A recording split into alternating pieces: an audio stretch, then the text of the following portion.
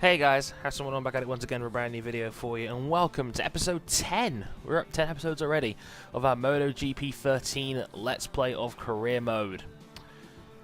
We have 4 races to go. Next up on the list is the almighty Sepang.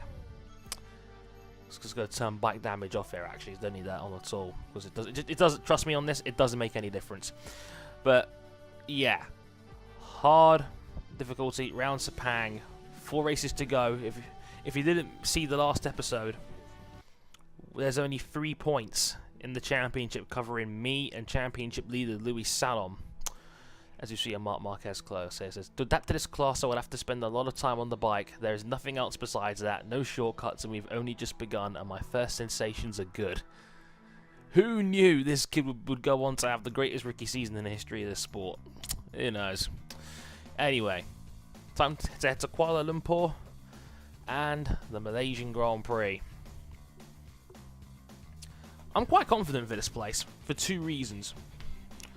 One, I know this track really well from all my F1 playing days. I've always kind of dug going around Malaysia. So I think it's actually one of the better tracks on the calendar.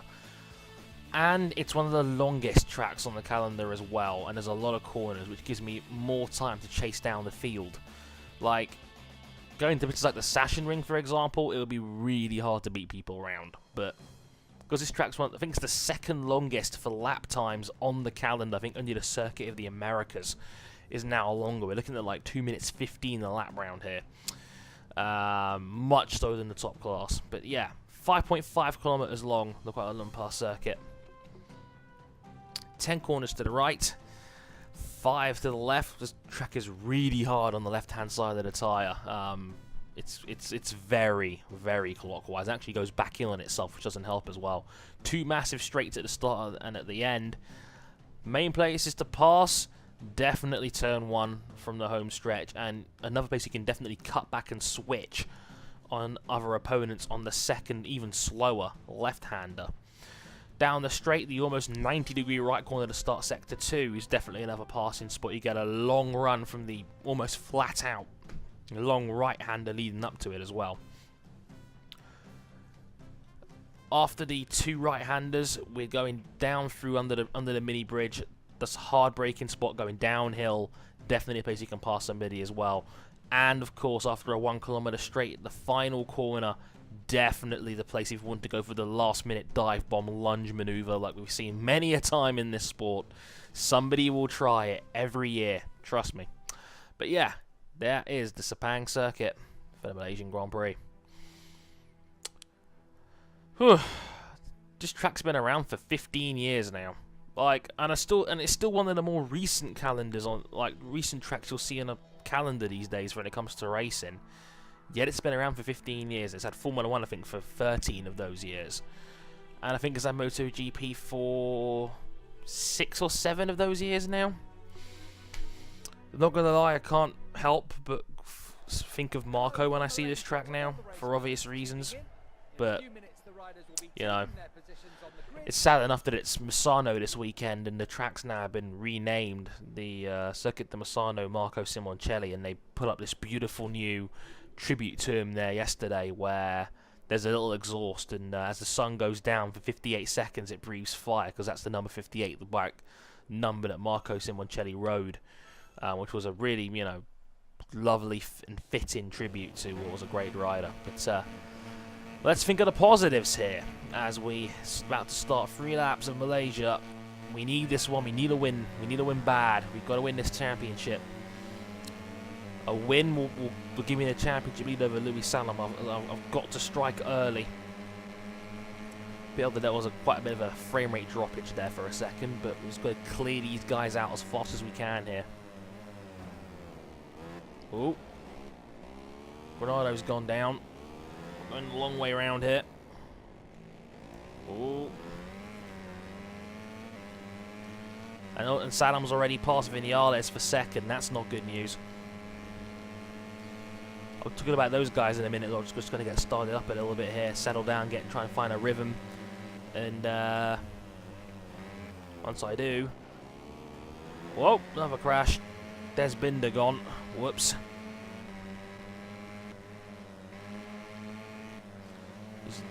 I do like the track though. This track really has a flow to it. Definitely. Ooh, getting through quite a few guys here. This is nice. Volga, Curry Ridden coming up next.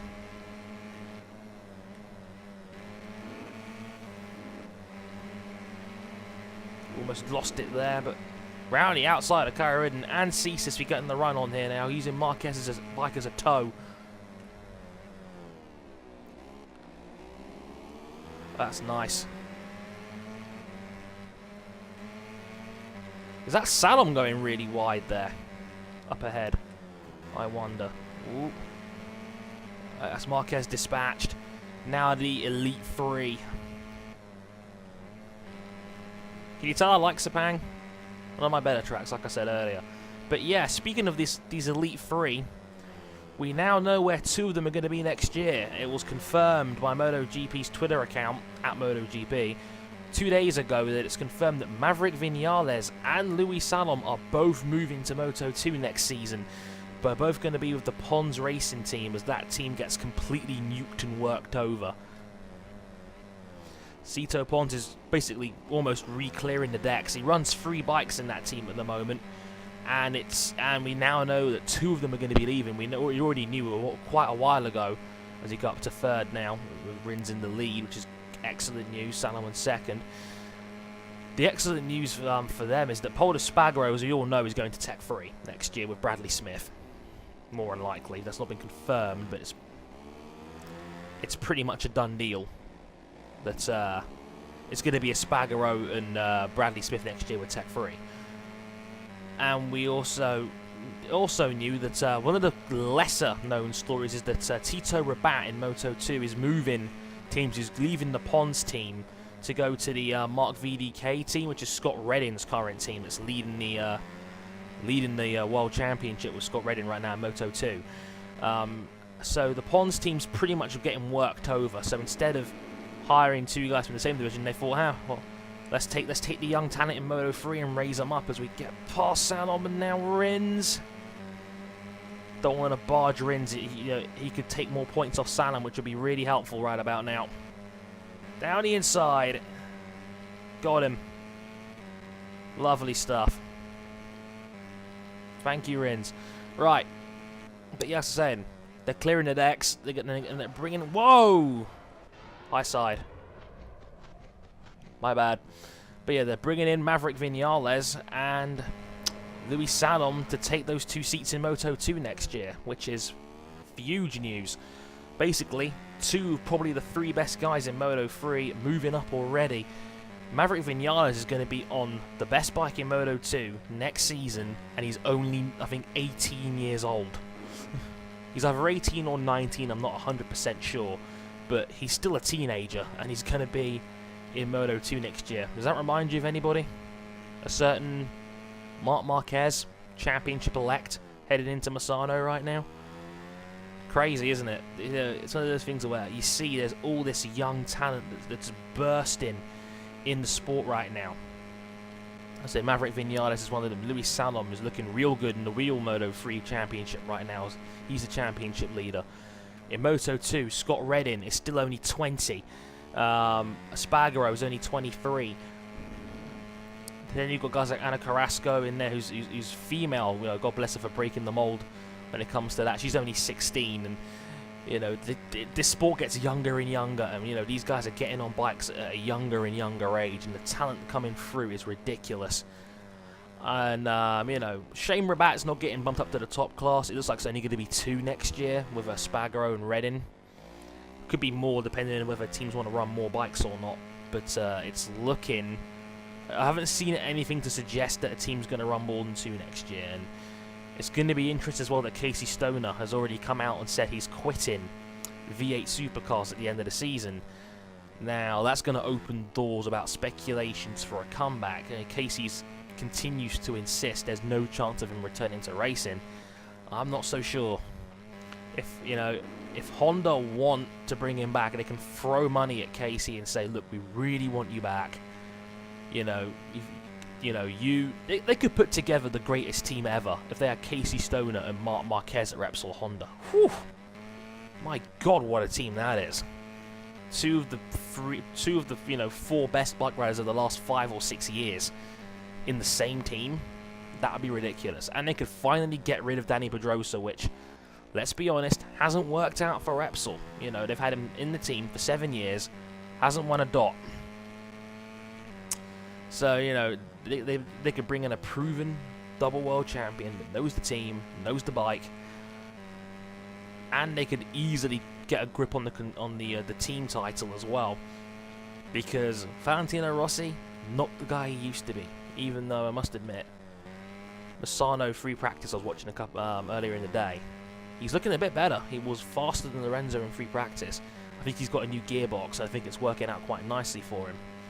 So who knows, Rossi might be in for one last big charge in the twilight of his career, trying to make sure he keeps 4th place over Cal Crutchlow in that championship battle as well. In the best of the rest category, because the top 3 are so far ahead. But look at that, we're going to get the win. Massively important win at Malaysia. We take the W. We needed that so bad. Whew. God, we needed that win badly, and we got it. Oh, we take the championship lead back. Salom 2nd, so minimum damage from Salom there. Rins. Okay, I got me some explaining to do. Basically, at the end of that Malaysian Grand Prix we just had, the Xbox froze during the podium celebration, and it didn't record the result. Yeah, really irritating, so apologies for that. The downside is, I had to rerun the race. I had to rerun it because the footage I got was still good before the freeze.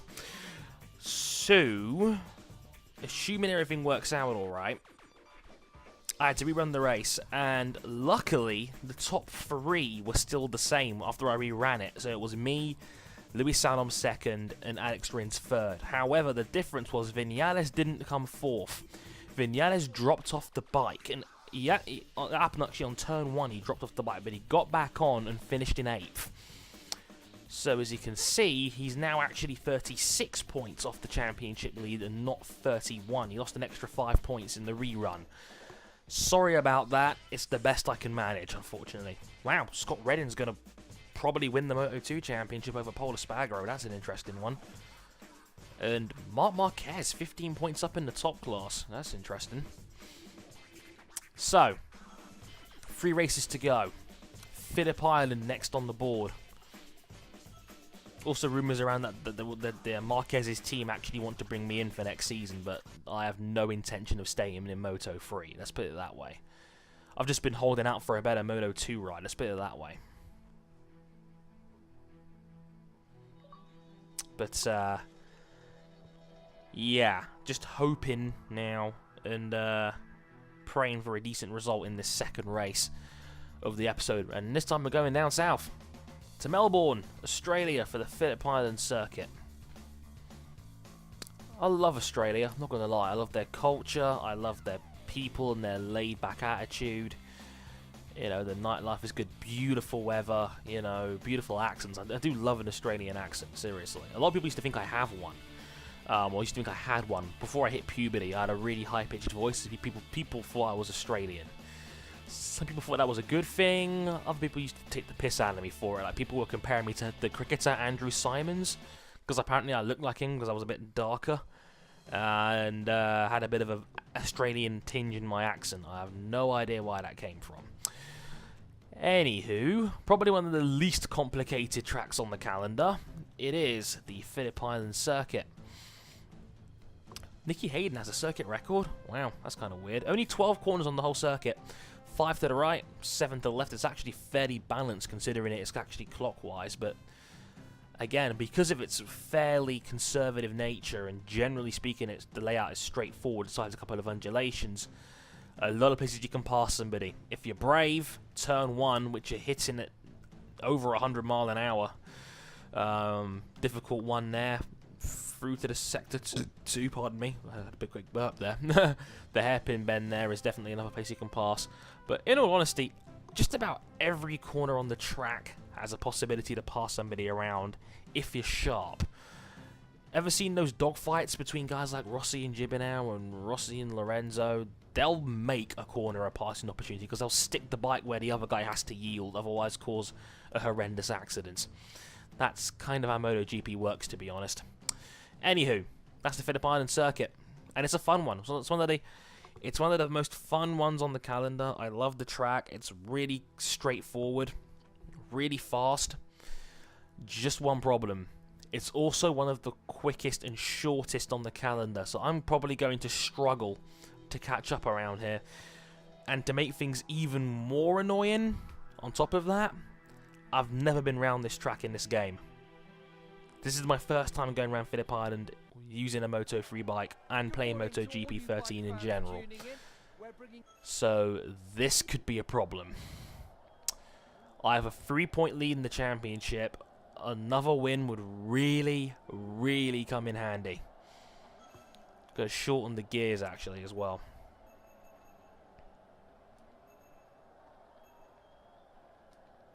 Yep, lower the gear ratio because it's definitely a track where I need more acceleration coming out of the corners. Just got to get through these guys as quick as I possibly can and hope it works out. Vinales on pole, which definitely helps. But I need Vinales to hold Salom up, if possible. You know, just make sure he doesn't win, because if I do win instead, or at least get past him, that's good for the championship. Vinales might be my sacrificial lamb down the line, but God, the track was gorgeous in this game. Woof. Well, that was a lovely corner. Yes, that was. You know when you've nailed a corner in a racing game? I just had that feeling right there and then. Bit wide on there, but we're okay. Bit boxed in. Still got the speed advantage on these slower bikes, which is excellent. This corner's flat out, which is excellent. On the brakes, there's a really awkward downhill kink in this hairpin. That's still around, which doesn't help, and me hitting the back of Danny Webb doesn't help either. Slow uphill hairpin there as well. It's not really a hairpin because it's a bit wide for that, but still sweeping. All these corners are pretty sweeping, to be honest.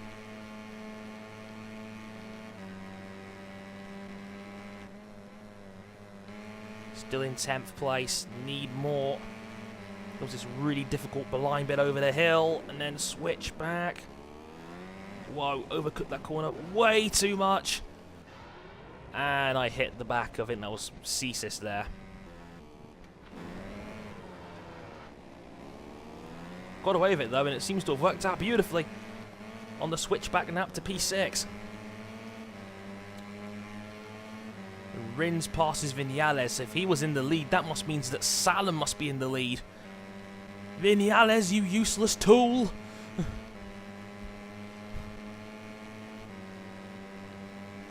Out of the way, Oliveira. I'm redlining 237 clicks. It's 148 in old money. Or as Jeremy Clarkson would say, Queen's English. Piss off, Olga.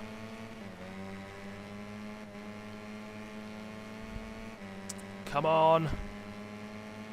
Top three is still scrapping up there, and Salom has the lead. I can see him up ahead. Gotta go faster.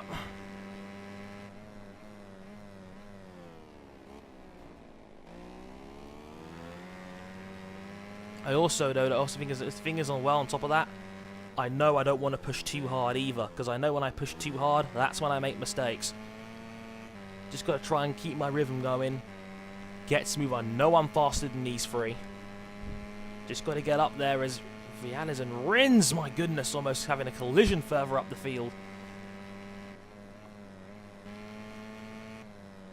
Comes the really tricky bit there. Over the hill, and then Endo in the bike. Oh, went off again.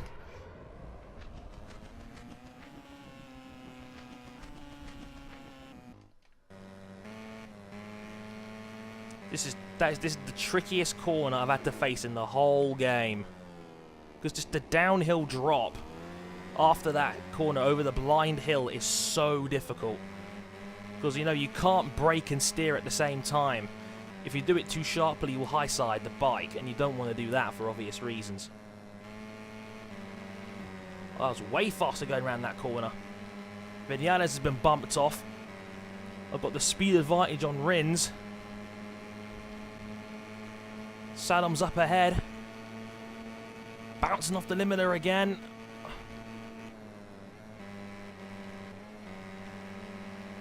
Come on. Oh. Oh! Wow. What happened there? Bumped into the side of Rins. Bike was having none of it.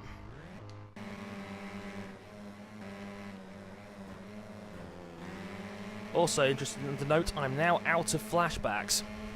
But I've got around the outside of Salom. Woo! We're in the lead. This is huge for the championship.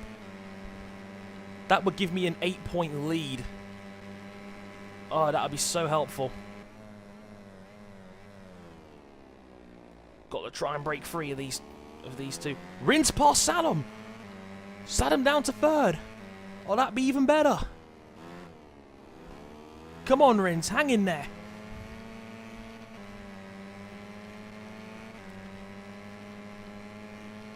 I'm only 0.3 ahead of Rins right now. I've got to be careful.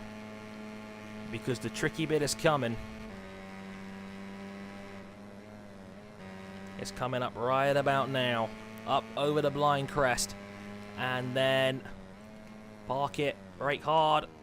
Endos a little bit, but we get away with it. That's the last tricky bit.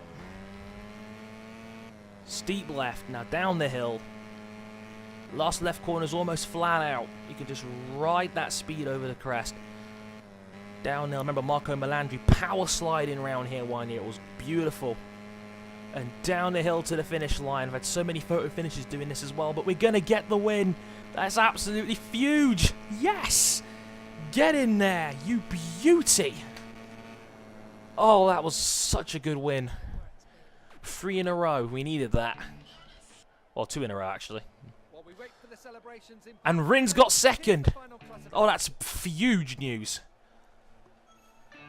That could be the key move in the championship right there. As we now have an 11-point lead going into the last 2 races. I now know if I win both, I am champion. I can even afford 2 second places, and that would be enough as well. 40 points would guarantee me the title. No pressure, Joy. In fact, I think even 36 points would guarantee me the title. Oh, man. I can afford a first and a third. And that would still on paper be enough. Oh, that's a really, really important win, and I'm so glad I won that. Oh. The tension of the race is over. He can really enjoy himself as he celebrates victory. If he keeps this up, the other riders will find it very difficult to beat him. That's a weird glitch there. I think podium celebrations have been replaced by a patch of grass. I also got an achievement, 20 gamer score, complete 1 valid race on each track in the game. Hey, lovely. For a second there, I thought the Xbox had frozen again and I was going to lose my shit. But yeah, just one more look at the standings. There it is. 11 points ahead of Louis Salom with 2 to go. Next on the calendar, Motegi. And then the finale in Valencia. If this video gets 50 likes, I will upload the season finale tomorrow night. That's a guarantee and a promise. Make it happen, folks. Until then, I've been Harrison101. Thank you very much for watching, and catch you guys next time. Sayonara.